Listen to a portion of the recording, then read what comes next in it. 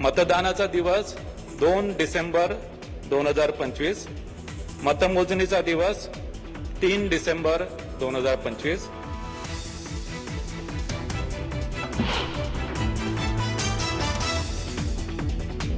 दुबार मतदानाला तुम्ही कसं थांबवणार? निवडणूक पारदर्शक होणार कशी? निवडणूक आयोग कुणाच्या दबावाखाली काम करतंय असं म्हणत विरोधकांचा निवडणूक आयोगावर हल्लाबोल.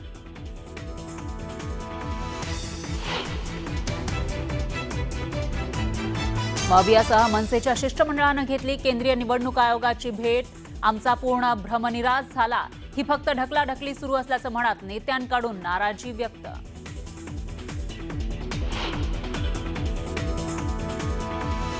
बारामतीच्या नगराध्यक्षपदासाठी अजितदादांचे धाकटे चिरंजीव जय पवार यांच्या नावाची चर्चा. बारामतीच्या इच्छुक उमेदवारांची मतं जाणून घेणार.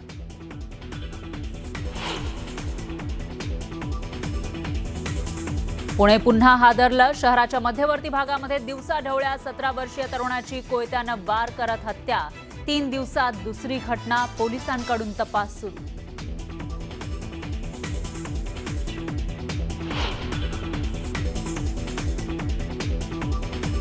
छत्तीसगडमध्ये पॅसेंजर ट्रेनचा मोठा अपघात. मेमू ट्रेनचा डबा मालगाडीला धडकला. अपघातामध्ये 6 जणांचा मृत्यू तर अनेक प्रवासी जखमी झाल्याची माहिती.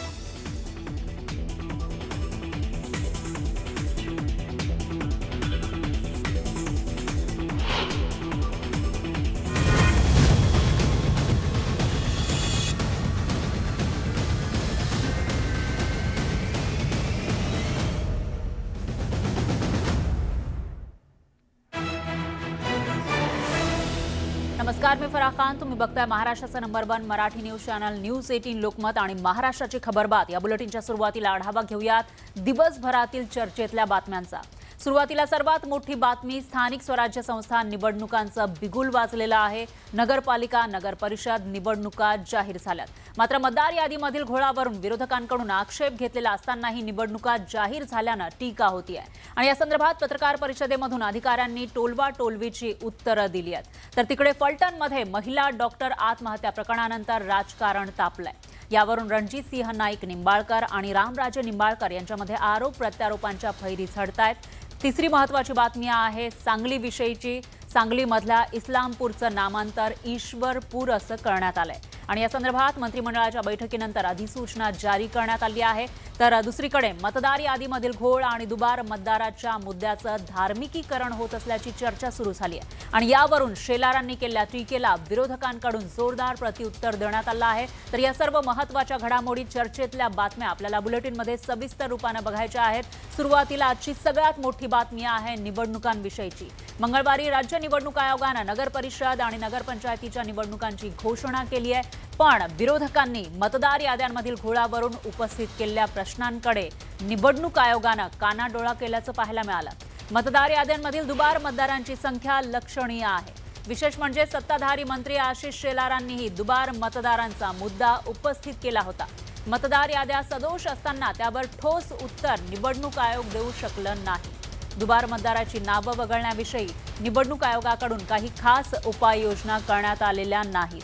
आणि विरोधकांनी मतदार याद्यांमधील उपस्थित केलेल्या प्रश्नांना निवडणूक आयोगानं गोलमोल उत्तर देत वेळ मारून नेल्याचं पाहायला मिळालं. त्यामुळेच नगर परिषद आणि नगरपंचायतीच्या निवडणुकीमध्ये दुबार मतदार याद्यांचा मुद्दा आगामी काळामध्ये तापणार असल्याचं दिसतंय.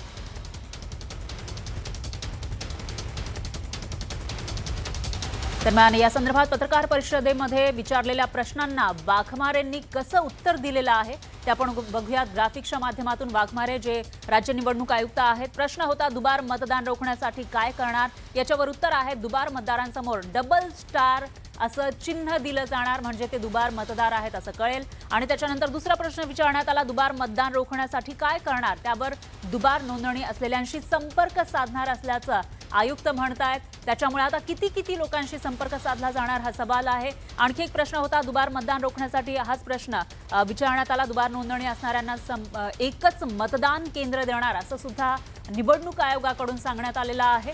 तर दुबार मतदान रोखण्यासाठी काय करणार असे अनेक सवाल विचारले जातात आणि त्यावर अशा पद्धतीनं उत्तर दिलं जात आहे निवडणूक आयोगाकडून। पुढचा प्रश्न होता मतदार यादीवरून विरोध, मग निवडणुकीची घाई का केली असा सवाल विचारण्यात आला। त्यावेळेला दुबार तिबार मतदारांबाबत विशेष उपाययोजना केल्या जाणार असं निवडणूक आयोगानं म्हटलेलं आहे। त्यामुळे आता त्या उपाययोजना नेमक्या कोणत्या असाही सवाल उपस्थित होतोय।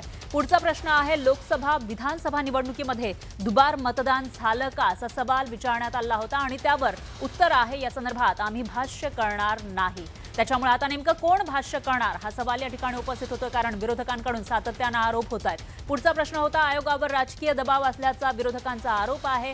त्यावर उत्तर आहे आयोग कुणाच्याही दबावाखाली काम करत नाही असं निवडणूक आयोगानं उत्तर दिलंय। सर्वपक्षीय पक्षांचा विरोध असताना मतदान घेण्यासाठी एवढी घाई का? जोपर्यंत पारदर्शकता येत नाही मतदार याद्यामध्ये, दुबार मतदार आहेत, तिबार मतदार आहेत, एका ठिकाणी एका घरामध्ये 40-45 लोकांनी मतदान केलं, असं असताना मग घाई का मतदान घेण्याची?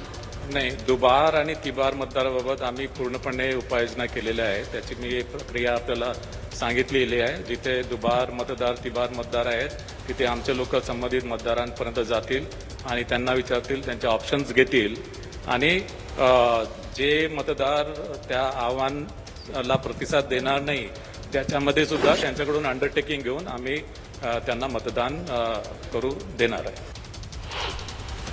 विरोधकांचा असाही आरोप आहे की निवडणूक आयोग हे सत्ताधाऱ्यांच्या दबावाखाली काम करत आहे, त्यांच्या सांगण्याप्रमाणे काम करत आहे। कितपत तथ्य आहे याच्यामध्ये?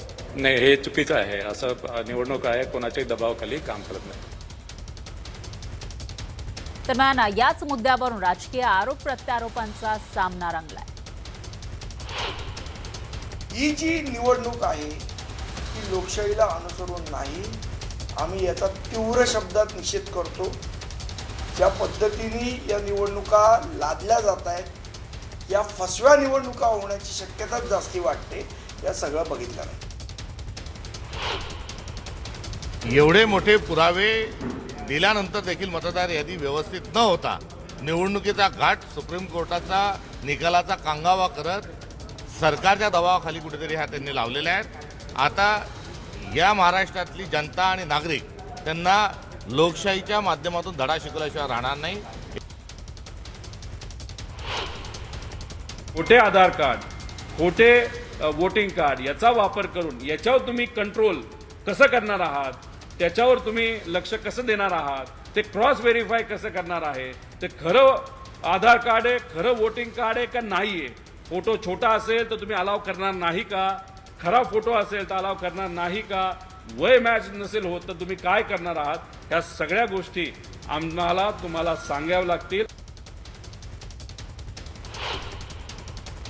जनतेचा मुद्दा या पद्धतीनं हा मुद्दा राहुल गांधींनी पुढे आणला आणि म्हणून मला वाटते आज निवडणूक आयोगानं दुबार नावापुढे स्टार केलं जाईल आणि त्या संदर्भातली त्यांचं मतदान कुठं होणार नाही अशी भूमिका घेतलेली आहे। आमची अपेक्षा एवढीच आहे की त्याची अंमलबजावणी व्यवस्थित व्हावी। जसं विधानसभेमध्ये आज ती यादी कायम होती तीच यादी कायम ठेवून यावेळेला सुद्धा स्थानिक स्वराज्य संस्थांच्या निवडणुका सुद्धा घेण्याचा घाट